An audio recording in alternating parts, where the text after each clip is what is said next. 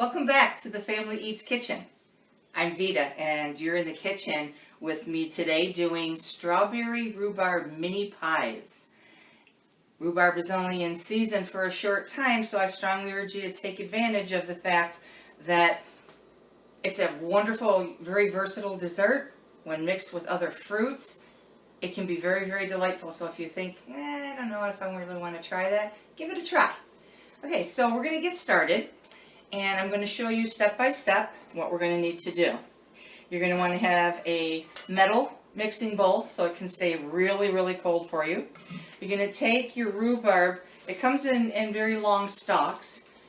When you buy it fresh at the market, please be aware that you want to cut those leaves off, throw them away immediately, and wash your hands. The leaves themselves to rhubarb are toxic, so you only want the stems, and you want to try to buy them a little on the thin side, like about this thickness. You don't want the really very, very thick stalks. They're tough, and they've already gotten past where they should be. Some are green, some are bright red, some are pink. It all is fine. But like I said, you're going to want the tender ones for your pies. We're going to chop that up and dice it in just a moment, and that'll go in the bowl, and that will be refrigerated. We're going to join strawberries and rhubarb today. And I leave the hulls on once I've washed them in very cold water. It keeps them from getting soggy, keeps them from macerating too soon, which is just a big word for it's going to throw juice, it's going to throw and create moisture. So you're just going to want to reach in and take off the hulls on the strawberries before you start dicing, obviously. And I did most of these. I wanted to leave a few for you to see if you're not familiar. I have a lot of very young followers that are just starting out in the kitchen.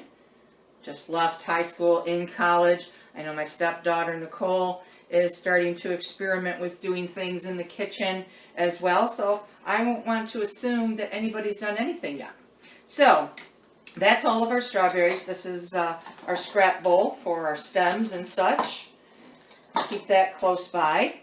So the very first thing you're going to want to do is take your rhubarb and get that into the bowl. We want that diced up nice and small and tender. So like I said, you want thin strips, nothing too thick, because we're making mini pies. We're not making a large overstuffed pie. You want to make sure that all of your flesh on the rhubarb is clear, no blemishes. Cut the blemishes away. Do not peel it. You want that red. That beautiful red color is what is going to color your fruit and keep a beautiful pink redness to everything, along with your strawberries. Of course, they're going to do that too. And as you can see, I'm doing like 2 or 3 strips at a time with a small dice. Make sure you have a board scraper to bring all of your fruit up. Toss it in the bowl. We're going to get all of this tossed up, and I'm going to add some sugar and some lemon. So you might want to get that ready while I'm dicing. If you're working along with me, I know some of my comments in emails have been that they like the fact that I am going kind of on the slower side, and I'm coming back after doing a few steps so they can work right along with me. And I love that. I think that's great. You can also watch to the very end of the video and get the email address to request the written recipe for any of my dishes. And I can do the rest of that off camera. But I'm going to show you how I cut up the strawberries as well. I'll take one of the larger ones here. These are beautiful. They're in season as well. If you can't get to the farmer's market, your grocery stores have beautiful produce right now too, because they're getting from local farmers as well. So you see, you want your strawberries to be diced just as small as you're dicing your rhubarb, because these are going in little mini pies. we're not going to be using a large pie dish. I suggest if you want to do a deep dish, I have here a very deep dish muffin, oversized muffin pan that I like to do mine in. And I don't do generally more than 6 unless I'm having a large party or it's a holiday. But 6 is a good amount to have for company and for family. So there's your strawberries, there's your rhubarb. I'm going to continue cutting these up until all of the fruit is done. And once we've completed all of this, we'll be right back and I'll show you how to put the rest of this together with our sweet and spicy ingredients and our lemon. Be back in just a minute. Okay, so I've got everything all diced up, and you can see this is a beautiful mix of diced strawberries, diced rhubarb. Okay, so now we're going to add the rest of our ingredients before it goes on the stove to simmer on low. First, we're going to add just a dash of salt, because that's going to draw out all the sweetness, all the flavors. Not a lot, just enough. Go around the bowl maybe once or twice. Okay, so there's your dash of salt. Always, anytime you cook with strawberries or bake with strawberries, you want to throw in just a hint of cinnamon. And this is just, I've used a pepper shaker with cinnamon in it. And it's just a taste. Comes out nice and light and slow. Okay. Stir after every ingredient that you're adding in.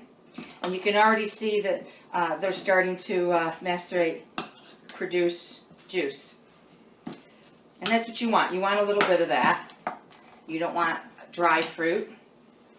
Next, we're going to use a little bit of ginger. And that when I say a little bit, I mean just, I would say a half a teaspoon. Be cautious with this. It tends to throw just a little bit of a heat. So you don't want to go too crazy with this, but it brings out a really nice flavor in the rhubarb. And you add just a tiny bit of ginger, ground ginger. You can use fresh as well and grate it in. But that's even stronger, so you want to go sparingly on that as well.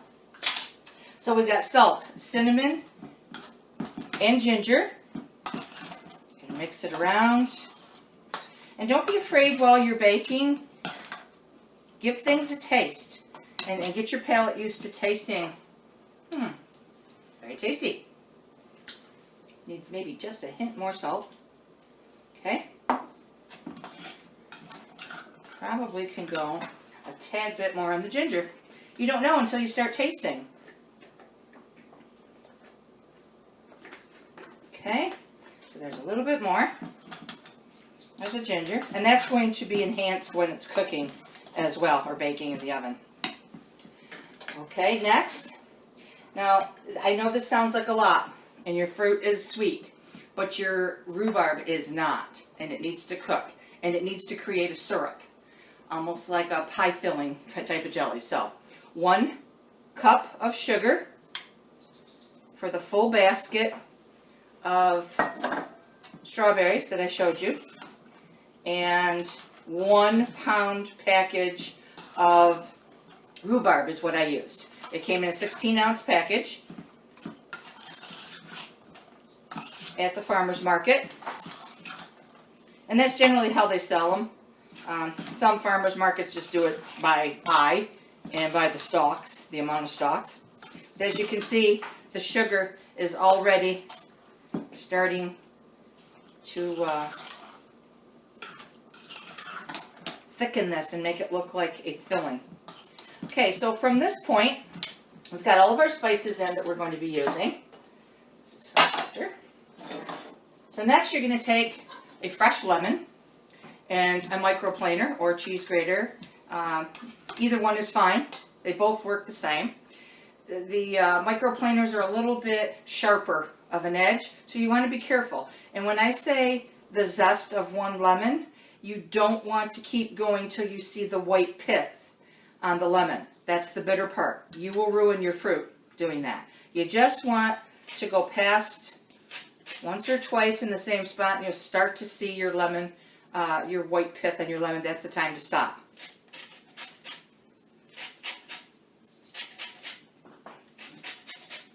And this citrus is going to bring the brightness out in the, not only the rhubarb, but in your strawberries as well. And it's a great flavor. We're going to add some of the juice, but you never want to cut your lemon and then try to zest it. It's impossible. It makes a mess. And the juice of, or the zest of one lemon is approximately 1 full heaping teaspoon is what you're going to get. Make sure you go in the back and get all that beautiful zest out from your fruit. And then if your lemon is good and firm and hard and you don't feel it's going to give you enough juice, take it on its side, end to end here. Make sure you can see what I'm doing. End to end here. And just roll it like a tennis ball. Push down and roll, and you're going to break up all of those juices in that membrane inside, and it'll give you a good juicy lemon. Okay. Now you don't want the seeds to get in there, so you're going to want to squeeze facing up, and you can take a fork, you can take a knife, or you can just simply squeeze. I take a knife and twist just a couple times to break it up, squeeze, and you see all those seeds will stay in the top of your hand. And check it and make sure that there's no seeds there. And I think I got them all. Beautiful. So we're going to turn this and make sure we get the juice of just that half a lemon. And don't throw these away. Remember what I've taught you. Keep it, cut it up in wedges, put it in a little Ziploc bag, sandwich bag, snack bag in the fridge. Throw a piece in your garbage disposal every couple of days with a couple chunks of ice, and it'll clean the blades and make your sink smell nice and lemon fresh. One less chemical to have to use. Now you see the acid from that lemon is already rendering you some good juice, and the sugar is going to thicken up once it's on the stove. Okay, so our next step, and when we come back, I will let you know just how long it had to go, but I would say get this on the stove to simmer in a nice heavy-bottomed kettle. I would say for a good 10 to 12 minutes on low.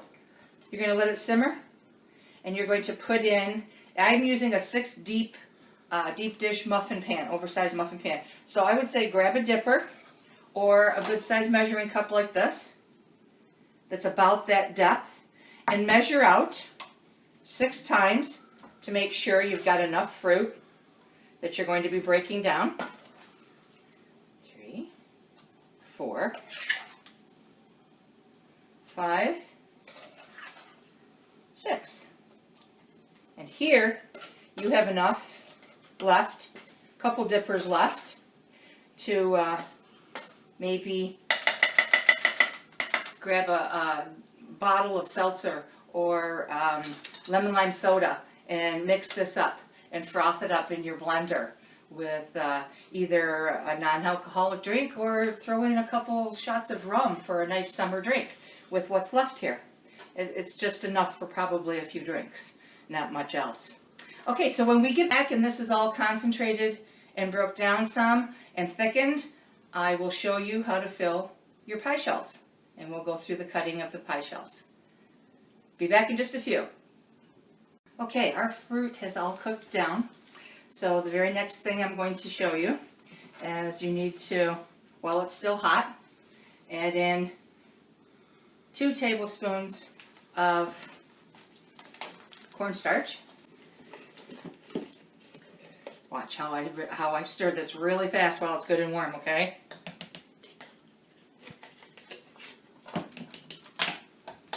You're going to turn and turn and stir, and this is what you're going to see. It's going to be cloudy. It's going to start to thicken up a little bit more. That's what the cornstarch is designed to do. Gives you a nice pie filling texture. Okay, so that's the last step for the fruit.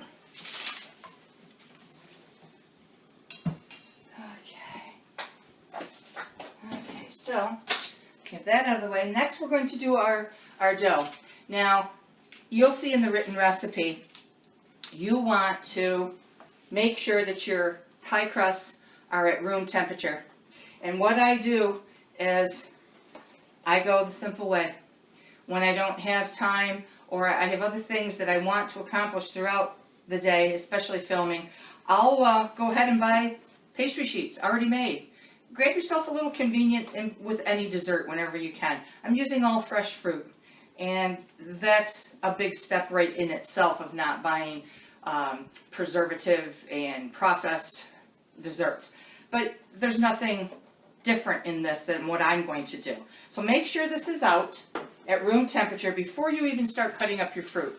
You want it to be really good and pliable, and when you open the package, it's not ice cold.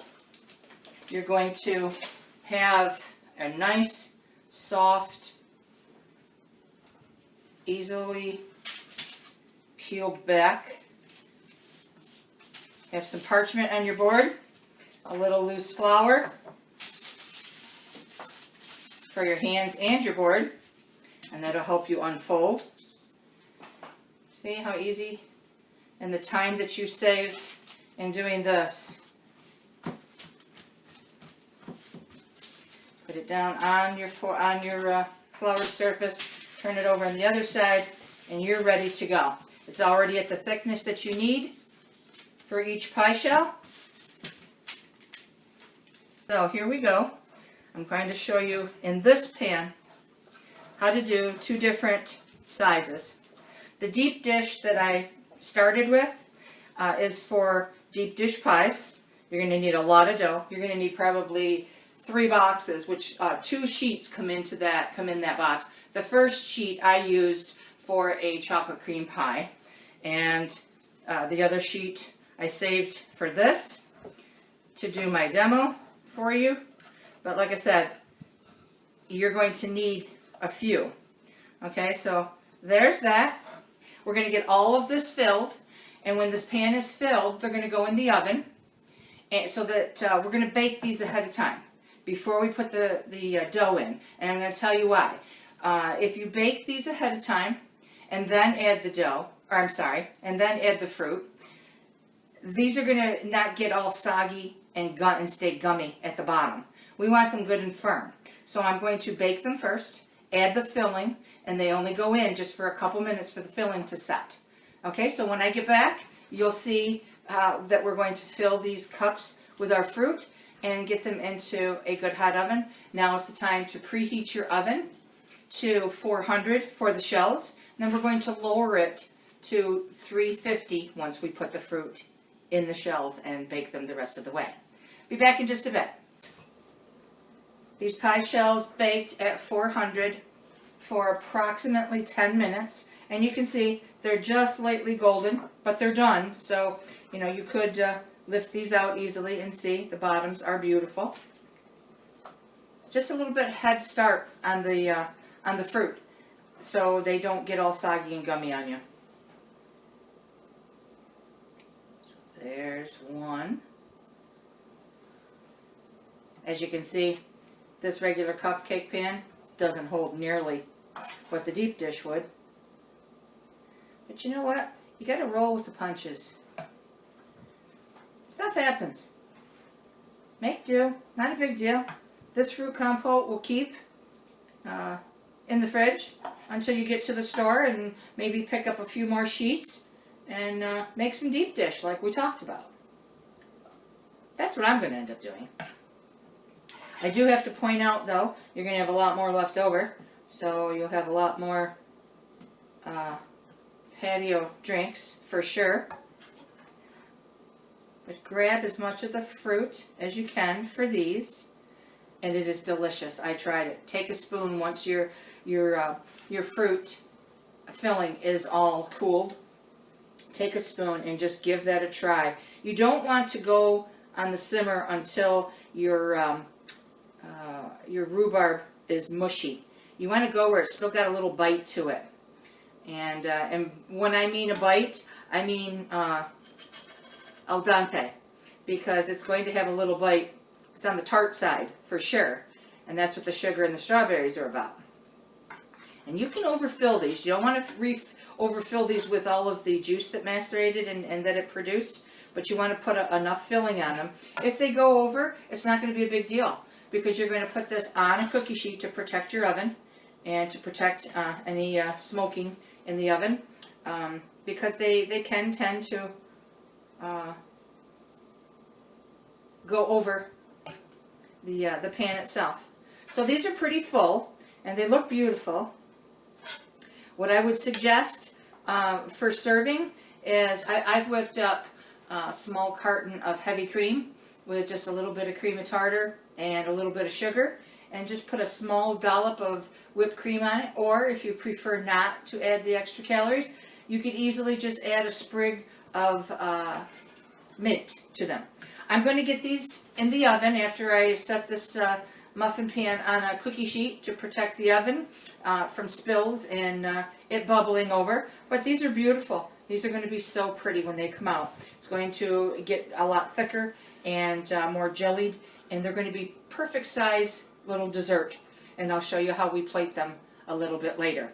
So put these back in the oven, drop the oven down to 350, and it should only take 10 to 12 minutes. Keep an eye on them. You'll see that the fruit has shrunken down and softened even more. Okay, I hope you enjoy putting these together. When I come back, I'll show you how to plate this and serve it as your dessert. I wanted to show you how to dress this before you put it out. Now, these are the beautiful little tartlets, mini pies. The dough is delicate, the fruit smells luscious. Still got just a tiny bite to it. You want a little sweet and tart together. I've also cut a few mint leaves from my garden, just for garnish. Doesn't have to be something you eat if you don't like mint, but it dresses it quite pretty for a plate. Nice little simple plate. I've made up some homemade whipped cream. Take a little dollop. You don't want to take away from the shining star, which is the fresh fruit. So just a small dollop is plenty. A little mint leaf. And you've got a beautiful dessert for summer meal. Special little occasion. Invite the girls over. These are great individual little pies for a bridal shower or just a summer get-together with friends at a picnic. I hope you enjoyed it. Until next time, you've been in the kitchen with Vita and the family eats. Don't forget to watch the video till the very end and grab the email address for the written recipe and instructions for this dessert. And don't forget to like and share the video.